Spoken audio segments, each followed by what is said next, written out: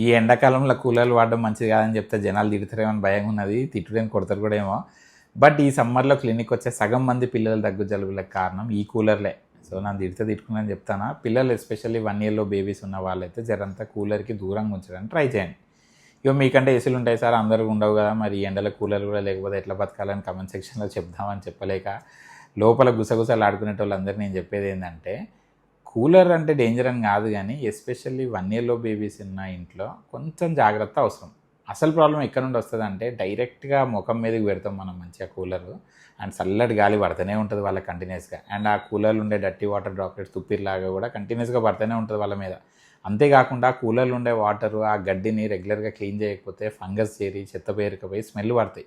ఆ గాలి డైరెక్ట్గా బేబీస్కి పడితే, ఎస్పెషల్లీ చిన్నపిల్లలు 1 year 2 yearలో బేబీస్కి పడితే చాలా వరకు ఇన్ఫెక్షన్స్ కూడా అయ్యే ఛాన్సెస్ ఉంటాయి. అందుకే కూలర్ని కొంచెం దూరంలో పెట్టండి, డైరెక్ట్ ఎయిర్ ఫ్లో బేబీస్ మీద పడకుండా చూసుకోండి, రెగ్యులర్గా వాటర్ మార్చండి, క్లీన్ చేయండి.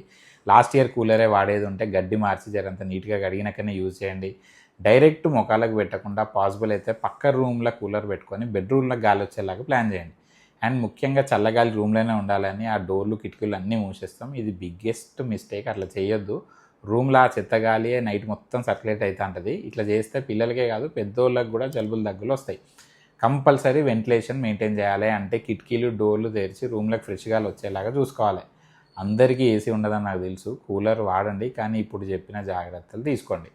అట్లీస్ట్ కూలర్ వల్ల ఇబ్బంది పడే బేబీస్ ఎవరన్నా ఉంటే మాత్రం వీలైతే ఏసీలకు అప్డేట్ అవ్వండి. ఎందుకంటే ఏసీలు ఫిల్టర్డ్ ఎయిర్ కాబట్టి కూలర్ వల్ల జరిగే ఇబ్బందులు ఏసీల వల్ల ఉండవు.